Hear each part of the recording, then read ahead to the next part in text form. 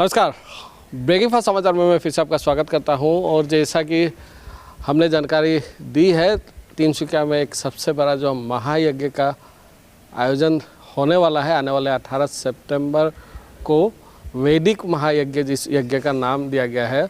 और इस पूरे विषय को लेकर हम लगातार कोशिश करेंगे कि जो जानकार है, विशेष तौर पर जो जुड़े हुए हैं इस जो महायज्ञ से जो लोग, उनके पास जाए और उनसे थोड़ी जानकारी ले। और फिलहाल मैं उपस्थित हूँ गुरुजी भागवत किंकर भवानी शंकर जी, जो इस पूरे जो महायज्ञ का है मूल जो दायित्व है, मूल दायित्व उनका रहेगा। और सीधे मैं गुरुजी के पास जाऊंगा और सबसे पहले मैं उनका स्वागत करना चाहूँगा। गुरुजी, सबसे पहले आपका स्वागत करते हैं। जय श्री राधे, जय श्री कृष्ण, जय जय श्री श्याम। सबसे पहले तो मैं जानना चाहूँगा कि इतना बड़ा एक महायज्ञ जो है, पूरे भारत से आज 211 जो ब्राह्मण आ रहे हैं, इसकी विशेषता क्या है? क्या है ऐसा खास, क्यों रहेगा जिसमें 211 ब्राह्मण हिस्सा ले रहे हैं? देखिए, ये महायज्ञ है और महायज्ञ में जितने भी जन जुड़ेंगे, ये परमात्मा के कृपा प्रसाद से ही जुड़ पाते हैं। और ललन जी, इसमें 216 घंटे लगेंगे और 216 घंटे को आप जोड़िए, 2, 1 और 6, 9 अंक होता है। तो 9 अंक शास्त्रों में 9 को पूर्ण अंक बोला गया है। आप ज्योतिष शास्त्र को देखेंगे तो उसमें अंक जहाँ शब्द आएगा आपको वहाँ 9 लिखना पड़ेगा। अर्थात आप 9 को पूर्ण अंक माना गया है। आगे तो 1 और 0, 10, 1, 1, 11, लेकिन पूर्ण अंक 9 है। तो परमात्मा ने पहले ही अपने भक्तों को बता दिए, भाई तुम्हारा यज्ञ निर्विघ्नतया संपन्न होने वाला है और सफल होने वाला है। एक प्रकार से मानिए ये कि परमात्मा का सिग्नेचर है, हस्ताक्षर है। तो इस यज्ञ में विशेषकर मैं जितने भी हमारे जो आसाम वासी हैं, सबसे बार बार पहले भी मैंने आग्रह किया, पुनः आग्रह करूँगा कि इस यज्ञ में सम्मिलित होकर पुण्य की भागी बने। एक चीज़ जो है, कहा जा रहा है कि भारत में सबसे बड़ा जो महायज्ञ है उसमें से इस यज्ञ को एक माना जा रहा है। तो इसका कारण क्या है, मूल कारण क्या है? ऐसा क्या है विशेषता जिसके कारण सबसे बड़ी जो महायज्ञ के तौर पर इसे माना जा रहा है? निस्संदेह यह महायज्ञ भारतवर्ष में परमात्मा ने तिनसुकिया की धरा को ही चयन किए। यह भारत में सबसे बड़ा महायज्ञ है। तो यज्ञ इसीलिए यह महायज्ञ बड़ा माना गया है। आज आप जब कोई पूजन करते हैं या फिर कोई भंडारा आदि करते हैं तो केवल एक देवी देवता को मात्र मिलता है या कोई वर्ग विशेष को मिलता है। आपको मैं बताना चाहूँ, यज्ञ करने से क्या फल मिलता है। तो भगवान अग्निदेव के 7 जिह्वा हैं, काली, कराली, मनोजबा, सुलोहिता, सुधूम्रवणी, सुलुंगिनी, विश्वधरा और चंडी इत्यादि। ये 7 जिह्वा हैं अग्निदेव के। तो भगवान अग्निदेव पहली जिह्वा से भगवान नारायण को देते हैं और दूसरी जिह्वा से देवताओं को देंगे, तीसरी जिह्वा से देव और तीसरी जिह्वा से यक्ष गंधर्व आदि को मिलता है, चौथी जिह्वा से पितरों को मिलता है, 5वीं जिह्वा से प्रेतात्मा को मिलता है जो वायु रूप में भ्रमण करते रहते हैं, और 6ठी जिह्वा से कीट पतंग आदि को, और 7वीं जिह्वा से वनस्पति औषधियों को मिलता है। इसीलिए यज्ञ को पूर्ण रूप माना गया है। ये तो यज्ञ नहीं है, ये महायज्ञ है। इसीलिए सभी को आकर आहुति देनी चाहिए और संग संग में अपनी मनोकामनाओं को बोलते हुए यज्ञ अवश्य दें। कोई भी हमारा प्रयास है, भारत वर्ष नहीं अपितु पूरे विश्व से, क्योंकि हमारी धारणा है वसुधैव कुटुंबकम, जब संपूर्ण ब्रह्मांड संपूर्ण विश्व हमारा जो परिवार है, तो मेरे परिवार का कोई भी बंधु बांधव इस यज्ञ से वंचित न हो, इसमें आकर अपनी आहुति दें। मैं सभी से यही निवेदन करना चाहता हूँ।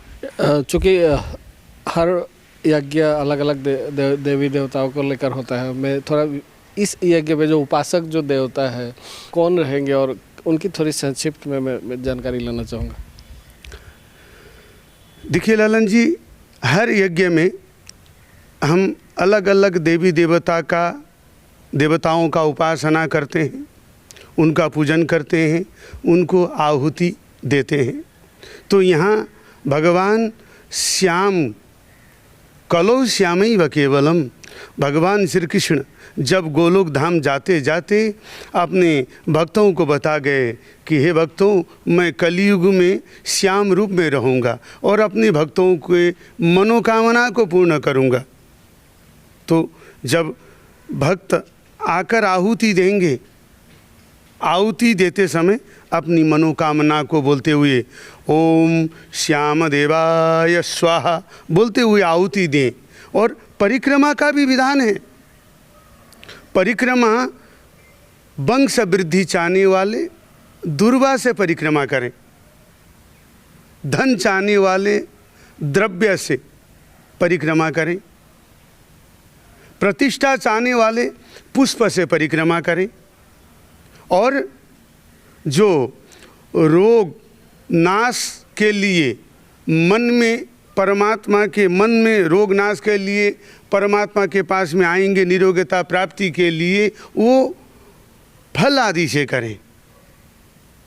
तो पुराणों में वर्णन आता है, विद्यार्थी लभते विद्याम, धनार्थी लभते धनम, पुत्रार्थी लभते पुत्रान, मोक्षार्थी लभते गतिम।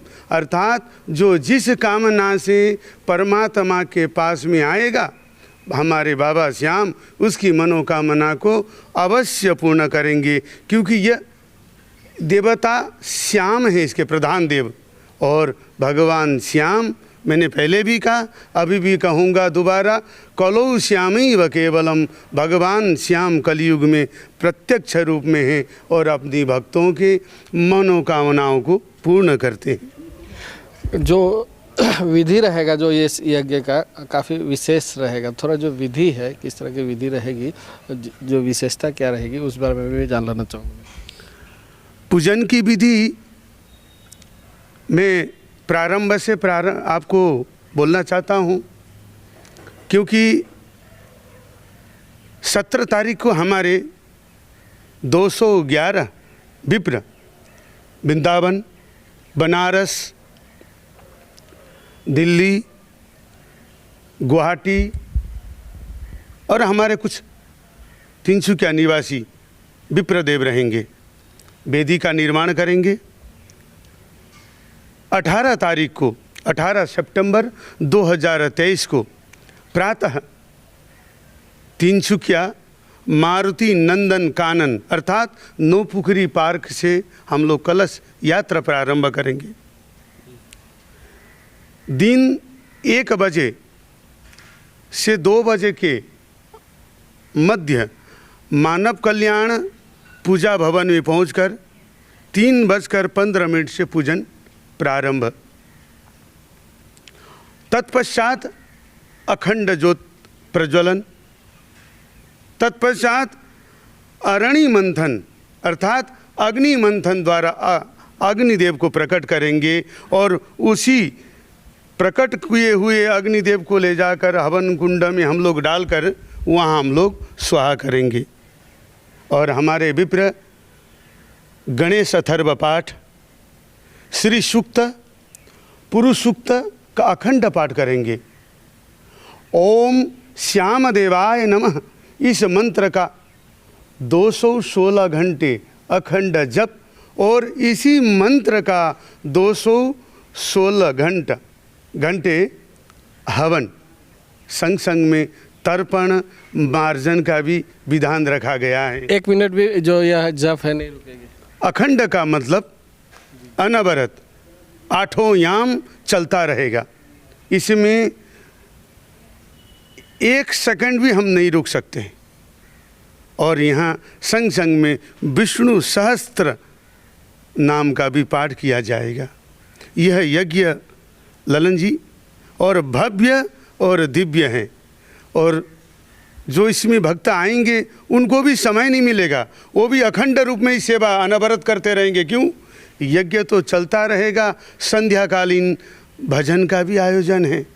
बाबा को मनाने के लिए मंत्र, हवन, स्तुति आदि के साथ साथ में भजन का भी, बाहर से अनेक प्रांतों से आए हुए भगवान के जो भक्त हैं, जो बाबा के परम भक्त हैं, जो भजन के द्वारा बाबा को मनाते हैं, बाबा को मनाते हुए हमारे तिनसुकिया निवासी जनों को भजन श्रवण कराएंगे।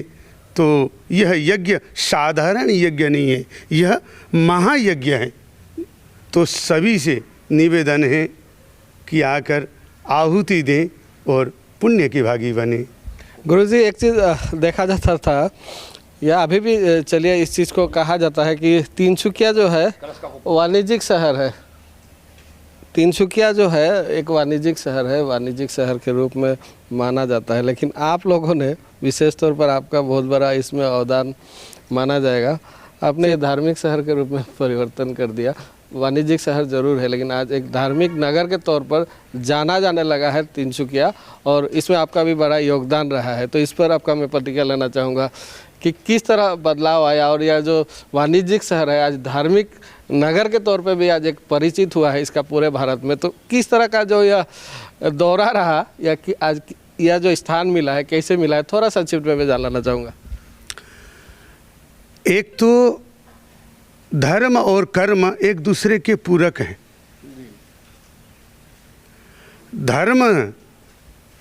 धर्म से ही कर्म है और कर्म से ही धर्म है।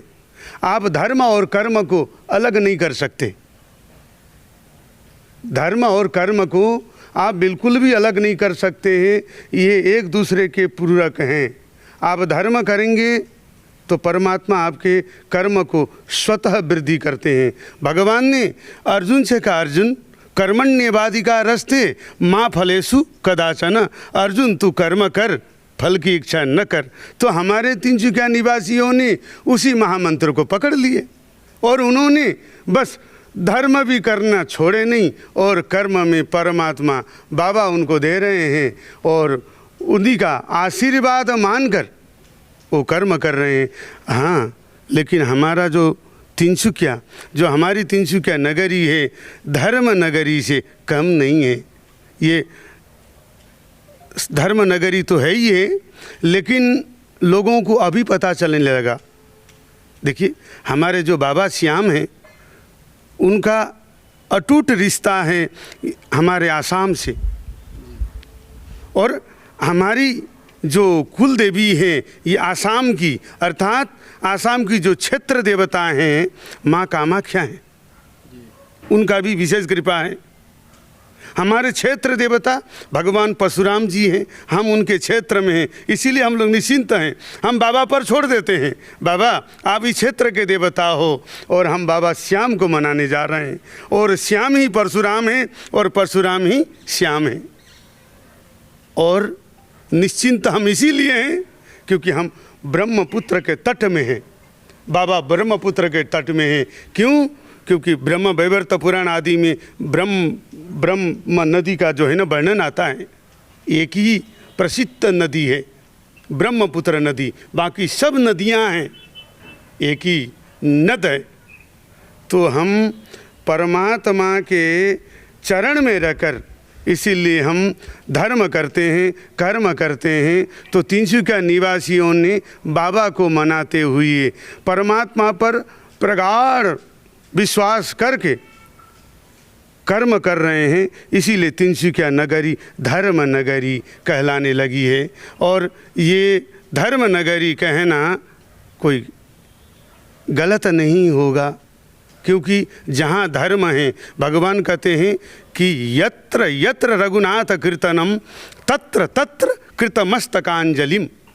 जहाँ जहाँ भी भगवान राम और श्याम का भजन होता है, हनुमान जी महाराज आकर हाथ जोड़कर उनके नामों को श्रवण करते हैं।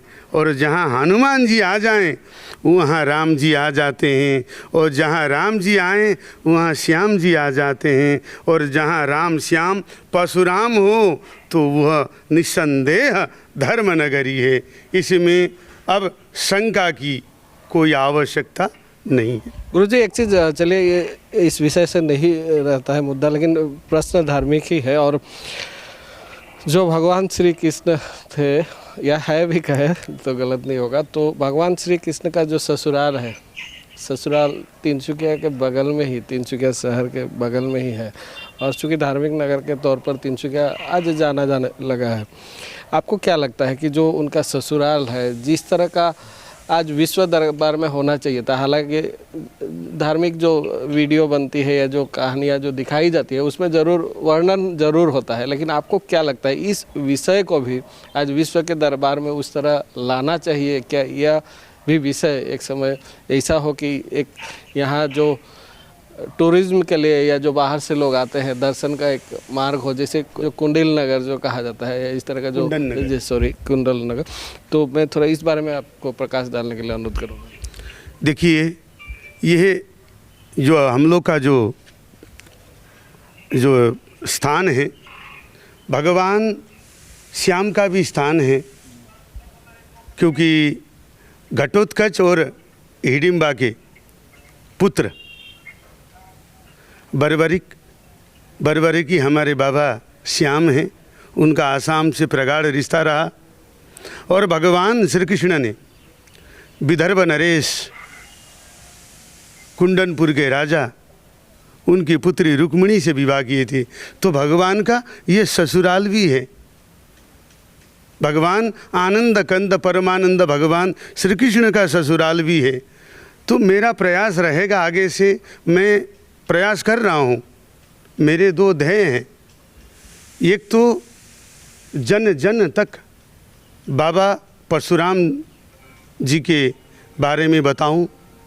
जो लोगों ने दुष्प्रचार किया है उसको खंडित करते हुए बाबा के सदरूपों का, बाबा के सही रूपों को मैं लोगों तक बताऊं। और बाबा श्याम के बारे में बताने की आवश्यकता नहीं है, अभी लोग जागरूक हो चुके हैं।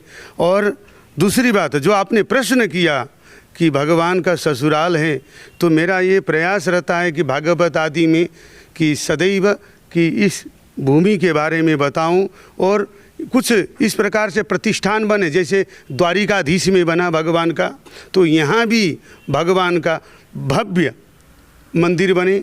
और खाटू श्याम के तर्ज में पर हमारे श्याम बाबा का भी तिनसुकिया नगरी में भव्य मंदिर बने, ये हमारा प्रयास है।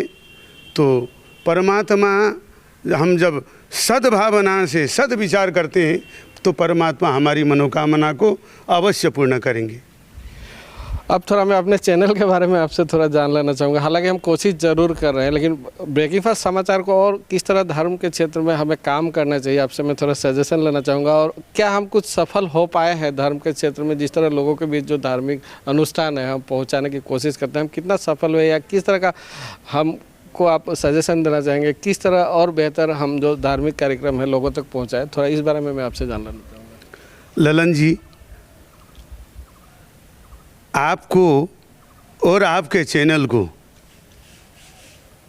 मेरे तरफ से ढेरों शुभकामनाएं। आप जिस तरह धार्मिक कार्यों में संलग्न रहते हैं, आपको और कुछ करने की आवश्यकता नहीं है। आपका चैनल मैं सदैव देखता हूँ, हर धार्मिक कार्य आप लोगों तक पहुँचाते हैं। धार्मिक कार्य के बारे में आप बताते हैं, चाहे वो दुर्गा पूजा हो, चाहे भागवत की कथा हो, या जैसे अभी श्याम यज्ञ के बारे में आप भी एक इसके जो श्याम यज्ञ के आप प्रबल सदस्य हो। जिस प्रकार से आप तन मन धन से इस यज्ञ के प्रचार के बारे में लगे हो, आप इसी तरह लगते रहिए।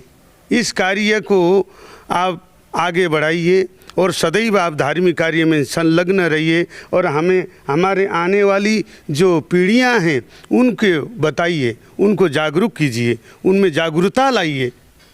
मैं तो यही आपसे कहना चाहता हूँ, क्योंकि आप लगे हैं धर्म में, धर्म कार्य में, और आपका चैनल को तो मैं जितना आशीर्वाद दूँ उतना कम है। अभी तो तिनसुकिया में केवल आपका ही चैनल और ललन सिंह छाए हुए हैं, तो मैं चाहता हूं कि यह केवल हमारे तिनसुकिया आसाम नहीं, यह जो है ना इंटरनेशनल चैनल बन जाए। मेरे तरफ से बाबा से प्रार्थना है कि मैं आपके चैनल को इंटरनेशनल चैनल देखूं, ये मेरी प्रबल इच्छा है जी। बहुत बहुत धन्यवाद। धन्यवाद गुरुजी। और हम आगे भी कोशिश करेंगे कि और जो मूल्यवान जो बातें हैं जो धर्म के क्षेत्र में हो या जो सामाजिक क्षेत्र में, आपसे और भी थोड़ी हम जानकारी लें, चूँकि ज्ञान का भंडार है आपके पास, और वो भंडार हम बस एक इंटरव्यू में उसका एक अंश, एक बूंद भी शायद हम लोगों तक नहीं पहुंचा सकते। लेकिन इतनी व्यस्तता के बीच जो आपने जो समय दिया, जो जानकारी दी, बहुत बहुत धन्यवाद। और अंत में आपसे मैसेज ले लेना चाहूँगा कि क्या मैसेज रहेगा इस महायज्ञ को लेकर? इस महायज्ञ में यही मेरा लोगों से निवेदन है कि अधिक से अधिक इस महायज्ञ में सम्मिलित होकर